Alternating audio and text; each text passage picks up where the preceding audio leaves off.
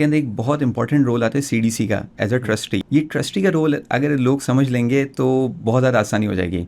जितने भी पाकिस्तान में फ्रॉड होते हैं या किसी भी फाइनेंशियल मार्केट में कोई फ्रॉड होते हैं, उसकी एक मेजर वजह ये होती है कि एसेट की डिसीजन मेकिंग और एसेट का कंट्रोल एक ही एंटिटी के पास होता है। वही डिसाइड कर होते हैं कि कहाँ इन्वेस्ट करना है और उन्हीं के पास उसका कंट्रोल होता है। पाकिस्तान में म्यूचुअल फंड का जो कॉन्सेप्ट है वो 2 डिफरेंट रोल्स के ऊपर डिपेंडेंट है। एक है डिसीजन मेकर जो कि एएमसीज या आरएमसीज होती हैं, और दूसरा है जिसके पास एसेट का कंट्रोल होता है जो कि ट्रस्टी होता है। यही कॉन्सेप्ट रीट के केस में भी है कि जो प्रॉब्लम्स हम कन्वेंशनल डेवलपमेंट में देखते हैं अगर कुछ हैं वो रीट में नहीं हो सकते, क्योंकि रीट के केस में रियल इस्टेट की कस्टडी, इन्वेस्टर के पैसे की कस्टडी सब कुछ ट्रस्टी के पास होती है और डिसीजन मेकिंग आरएमसी के पास, डेवलपमेंट एडवाइजर के पास होती है। तो ये तो एक मेजर फ़र्क हो गया रोल की कंट्रोल के हवाले से। लेकिन अगर हम सुपरविजन की बात करें तो मैं अक्सर अपने कुलीग्स को समझाने के लिए एक बात कहता हूँ कि ये 1:10 का रेशियो सुपरविजन का। अगर आप कन्वेंशनल तरीके से डेवलपमेंट करते हैं तो आपकी हार्डली 1 या 2 सुपरवाइजरी बॉडीज़ हैं।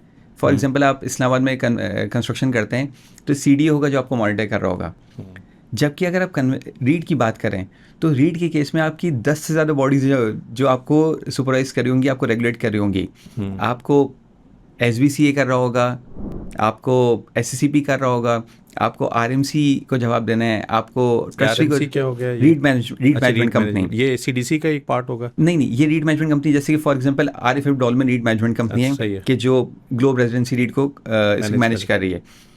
तो एससीसीपी, एसबीसीए, आरएमसी, ट्रस्टी का एक रोल है, डेवलपमेंट एडवाइजर का एक रोल है, रीट अकाउंटेंट का एक रोल है, रेटिंग एजेंसी का एक रोल है, पीएसएक्स का एक रोल है, आपके ऑडिटर्स का एक रोल है। तो ये सब रोल्स, आपके इंडिपेंडेंट वैल्यूअर का एक रोल है, आपके ड्यू डिलिजेंस रिपोर्ट के लिए एक इंडिपेंडेंट लॉयर की ज़रूरत होती है। तो इतनी सुपरविजन है इस मैकेनिज्म के, इस स्ट्रक्चर के अंदर कि आप कहीं से भी डिवेट नहीं कर सकते।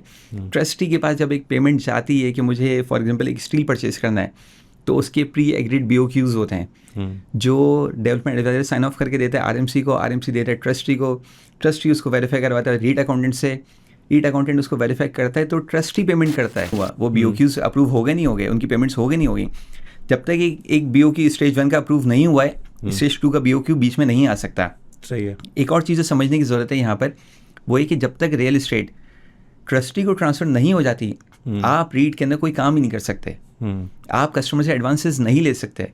कन्वेंशनल मोड में ये सारे चेक्स एंड बैलेंसेस नहीं हैं, जबकि रीट में ये बैलेंसेस हैं। फिर एक जो फाइनेंशियल एक आप कह सकते हैं कि एक फिजिकल इम्पैक्ट है इसका, वो एक कन्वेंशनल मोड में, जैसे एजाज साहब ने भी समझाया था कि एक डेवलपर एक केस में 50 मिलियन का टैक्स देता है तो हम उसके ऊपर 550 मिलियन का टैक्स दे रहे हैं। ट्रस्टी का रोल यही चीज़ इंश्योर करता है कि हम बिजनेस प्लान से डिवेट ना करें। सर, गवर्नमेंट डॉक्यूमेंटेशन को काफ़ी फोर्स करने की कोशिश कर रही है। रीरा रेगुलेशंस इस्लामाबाद में आ चुके हैं, पंजाब के ड्राफ्ट में है, सिंध में भी कंसिडर किया जा रहा है। तो रेगुलेशन इन प्लेस हैं, बस उसकी इन्फोर्समेंट होनी है, इंशाल्लाह वो होगी। लेकिन अगर गवर्नमेंट रीड को सपोर्ट करे, जिसके लिए फंडामेंटली एक क्लॉज को इनेबल करना चाहिए जो कि टैक्सेशन की क्लॉज है, clause 99A of second schedule, वो इनेबल होनी चाहिए ताकि रीड ज़्यादा से ज़्यादा बने। वो उस पर गवर्नमेंट को फोकस करना चाहिए। अगर गवर्नमेंट उस एक क्लॉज को अगर इनेबल कर, वो क्लॉज क्या है वैसे? वो क्लॉज एक्चुअली, अगर आप पाकिस्तान में एग्जांपल लें कि आप कोई भी पार्टनरशिप का बिजनेस करते हैं, आप कहते हैं मुझे पार्टनरशिप से कंपनी बनानी है, तो आप अपने एसेट ट्रांसफ़र कर सकते हैं, आपको कोई टैक्स नहीं देना पड़ेगा। अगर आप सोल प्रोप्राइटरशिप से सिंगल मेंबर कंपनी बनाना चाहते हैं तो आप बना सकते हैं, आपको कोई टैक्स नहीं देना पड़ेगा अपने एसेट्स को कंपनी के नाम पर ट्रांसफ़र करने में। लेकिन अगर आप अपनी कोई भी रियल इस्टेट प्रॉपर्टी आपके पास है जो आपके नाम पर या आपके एओपी के नाम पर या आपकी कंपनी के नाम पर है, आप उसको अगर रीड में लेकर जाते हैं तो एफबीआर आपसे कहता है कि आपने एक इकोनॉमिक ट्रांजैक्शन कैरी आउट की है और आप इसके ऊपर कैपिटल गेन टैक्स पे करें, जबकि एक्चुअली आपने अभी अपने ही एक हाथ से दूसरे हाथ में प्रॉपर्टी दी है, उसका स्ट्रक्चर बेहतर किया है। आप उसको बेहतर स्ट्रक्चरिंग के साथ गवर्नमेंट को ज़्यादा रेवेन्यू जनरेट करके ज़्यादा ट्रांसपेरेंसी के साथ डेवलपमेंट करें, लेकिन ये ट्रांजैक्शन टैक्सेबल हो जाती है। प्रीवियसली 2023 जून 2023 तक ये नॉन टैक्सेबल थी, 2008 से लेकर 2023 तक नॉन टैक्सेबल थी, लेकिन उसके बाद ये कंसिडर किया जाता है कि हम इसको एग्जाम्प्ट करेंगे, लेकिन अनफॉर्चुनेटली अभी तक नहीं हुई है। अगर ये हो जाती है, बहुत सारे अच्छे डेवलपर्स हैं कि जिन्होंने एग्री किया हुआ है कि हम रीट स्कीम्स लेकर आएंगे और अपनी प्रॉपर्टीज रीट में ट्रांसफ़र करेंगे। दूसरा क्वेश्चन कर लें कि जब एक रीट आप बनाते हैं, किस तरह गवर्नमेंट को या एफपीआर को उससे ज़्यादा टैक्स मिल सकता है अगर वो इस क्लॉज की जगह निकल के एंड प्रोडक्ट की सेल्स के ऊपर का टैक्सेशन को करें, तो क्या इम्पैक्ट आता है वैसे उसके ऊपर? हर पेमेंट के ऊपर सेल्स टैक्स अप्लाई होगा और ट्रस्टी इस चीज़ को इंश्योर करता है। हर एक पेमेंट के ऊपर विदहोल्डिंग टैक्स अप्लाई होगा, ट्रस्टी इस चीज़ को इंश्योर करेगा। हर प्रॉपर्टी की ट्रांजेक्शन जो आप अपार्टमेंट अपने कस्टमर को सेल करते हैं उसके ऊपर टैक्स मार्केट वैल्यू के ऊपर जो उसकी एक्चुअल वैल्यू है उसके ऊपर पे किया जाएगा। आपकी जितनी भी इकोनॉमिक एक्टिविटी हो रही है वो सब टैक्सेबल होगी। सिर्फ आपको कॉर्पोरेट टैक्स अप्लाई नहीं होता, लेकिन उसके बदले डिविडेंड का टैक्स आपको गवर्नमेंट को मिलता है, क्योंकि आपको 90% डिविडेंड डिस्ट्रीब्यूशन देनी है। तो आप अल्टीमेटली गवर्नमेंट को डिविडेंड की मद में टैक्स दे रहे होते हैं। तो और कलेक्शन का डिफरेंस आपको बता चुके हैं पिछली पॉडकास्ट के अंदर कि एक जगह 50 मिलियन है, एक जगह 550 मिलियन है।